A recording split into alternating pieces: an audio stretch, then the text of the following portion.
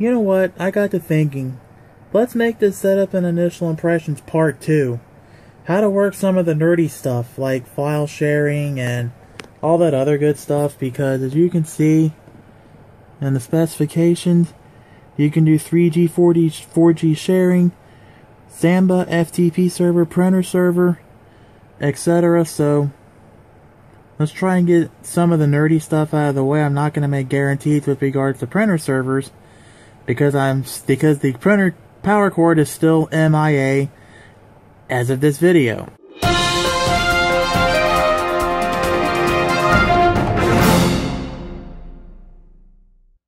Greetings viewers, Adventure Link here.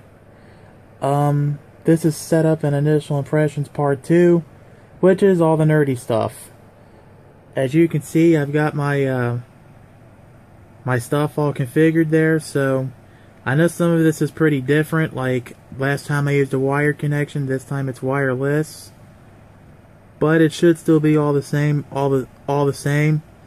So if you want to know how to set this up wired up, you can watch my Setup Initial Impressions Part 1. I'll have a link in the video description. But with that being said, let's try and make this relevant to Part 2, which is file sharing. You know, after setup and you get everything to go, the first thing you want to do is you want to take your external drive, just this thing right there. You want to plug it into either one of these USB plugs.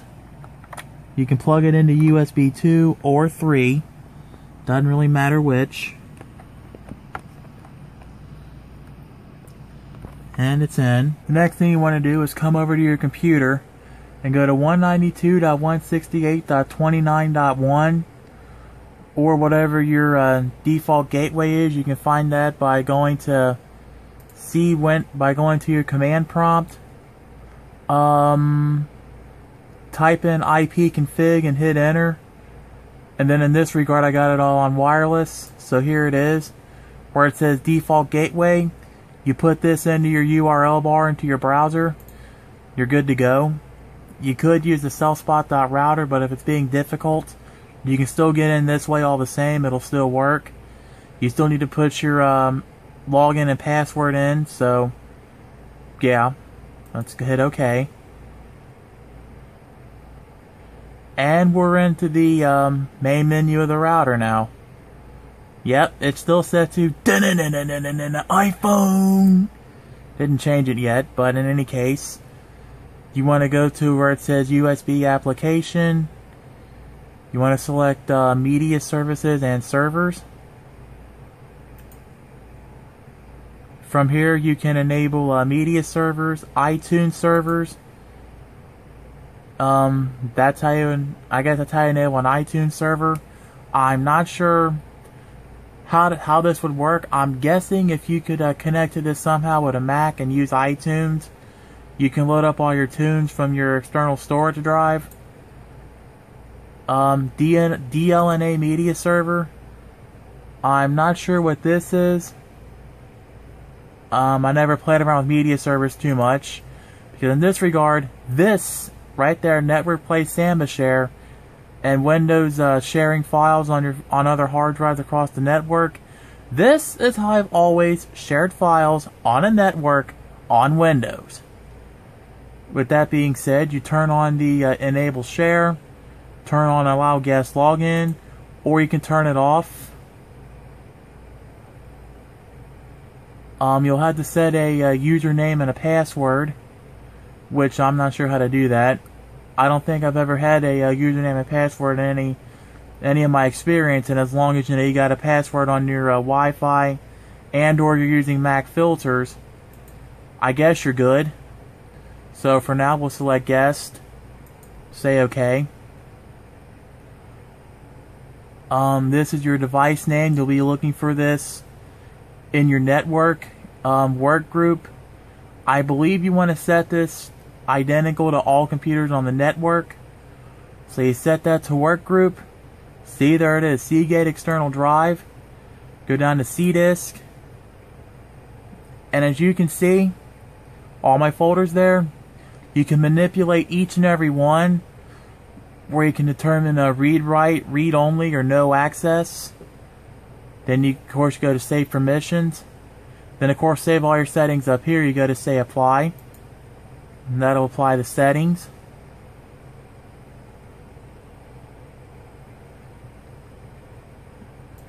Go to network. We're going to refresh this.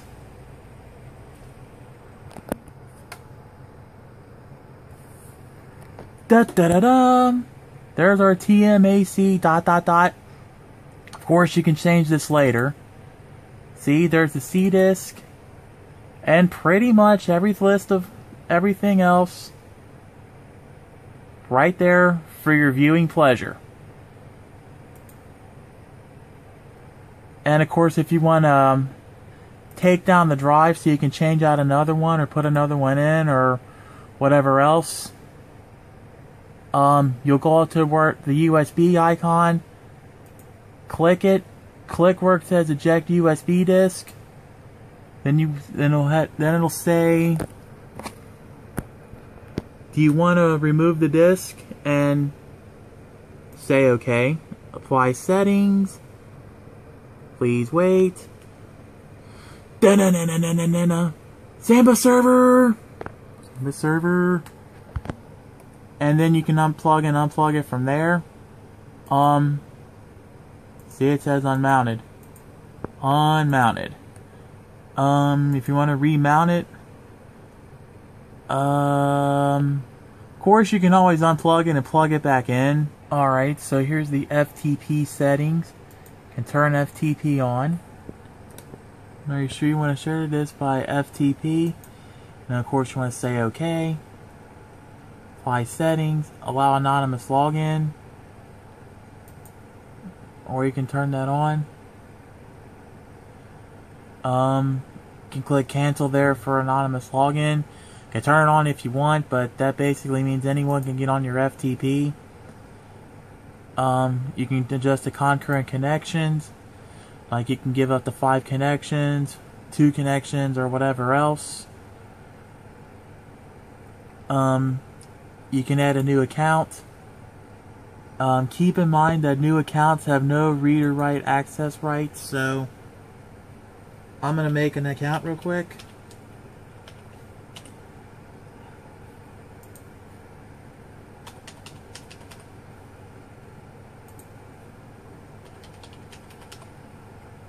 Gonna add it. Apply settings. Don't save the password, because this is just a demonstration. Then from here, you can change the account. You can change the password here. Like it said in the thing, there is no read-write access. You'd have to manually adjust each and every one of these one at a time, which gets tedious. So yeah. Then of course to delete the user, this account will be deleted with its access rights, network neighborhood, and FTP. Gonna say delete. And bye bye Apple fan. And you can turn off the FTP. And click OK. One thing to be mindful for is that the wireless router works with most USB hard drives or flash disks up to 2 terabytes and supports read-write access for FAT16, FAT32, ext2, ext3, and NTFS. Basically, FAT16 and FAT32 nowadays is pretty much what's used on flash drives and flash cards. Those used to be standard when Windows like 9X, you know, everything from DOS to Windows 3.x all the way up to Windows 95. Unless it was on Windows NT or an NT based system, you had NTFS, which was pretty much all NTs up to 5, which would be aka Windows 2000 Professional for 5. Then from there, when Windows XP took over, NTFS pretty much became standard for all formatted hard drives. FAT16 and FAT32 were just downgraded to flash drives and thumb drives and those little flash cards and all those things. ext2 and ext3 are Linux file systems. Incorrect removal of the USB disk may cause data corruption. For lists of file system and hard disk partition that the wireless router supports, visit event.asus.com/network/disk support. And for list of printers the wireless router supports, visit event.asus.com/network/printer support. Okay, so as you can see up at the top there, we're on EPSXE. This is the path on the network to my C disk.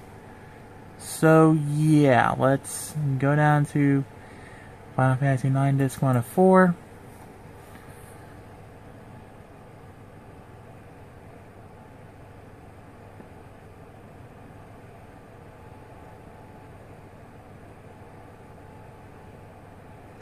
Oh, looks like it's gonna do something.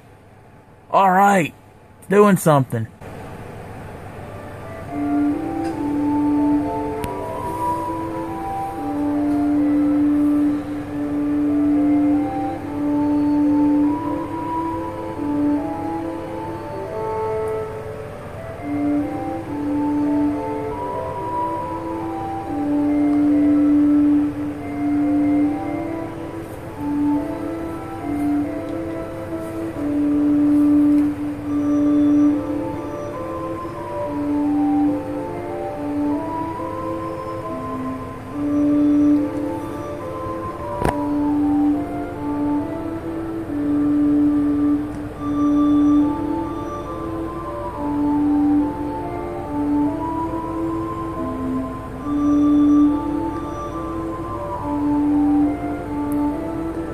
Kinda cool. I can play Final Fantasy and such off of my network now. Apparently in full speed. Something else to be mindful for is that this thing does have an automatic logout timeout. Like if you leave it alone, it'll automatically log you out after a certain amount of time. Do keep that in mind. And here's how to adjust everything in the system. You go to administration. When you get there, you normally be greeted to operation mode. From there you go to system, and you can change everything. This is your login name. This is your password, where you can change your password.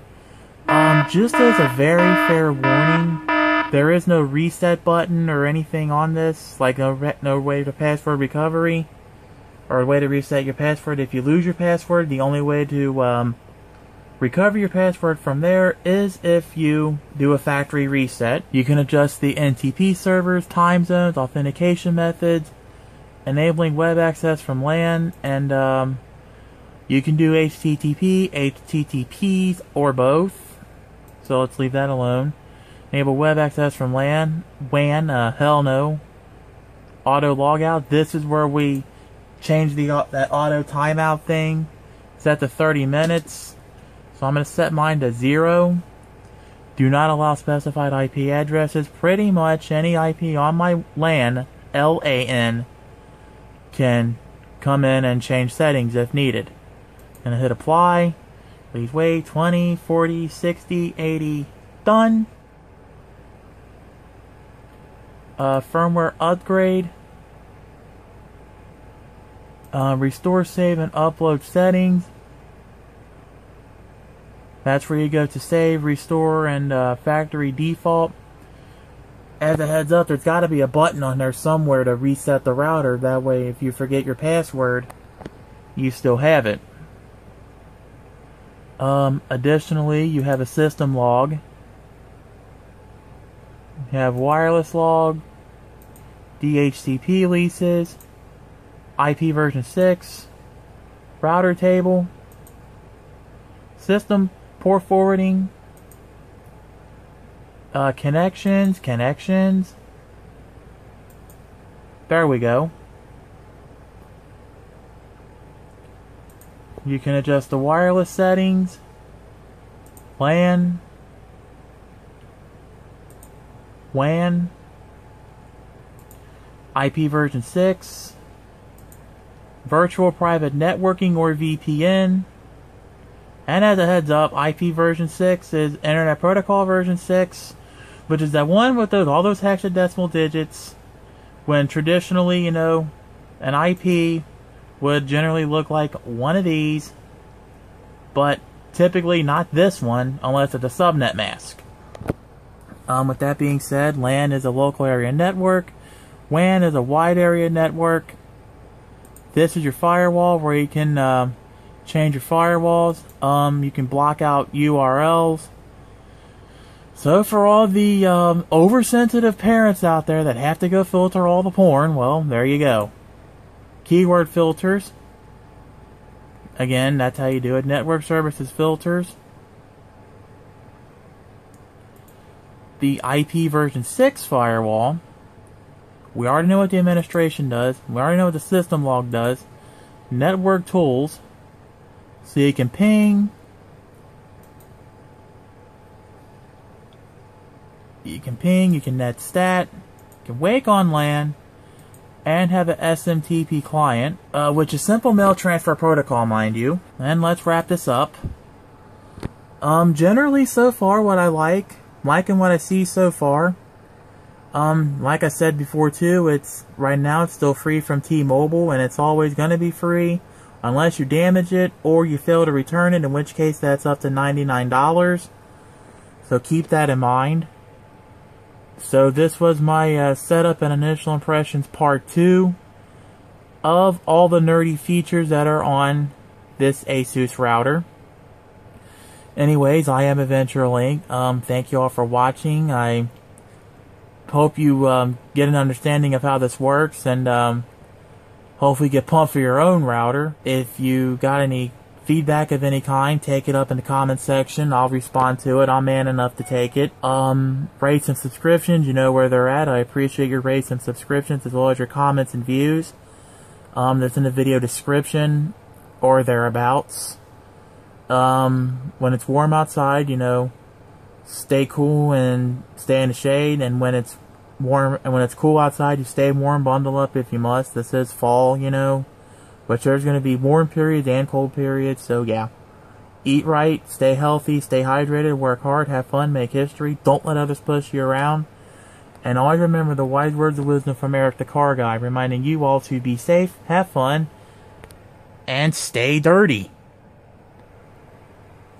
And the wise words of wisdom from Jerry Springer, take care of yourself and each other. See you all next time. Have a nice day.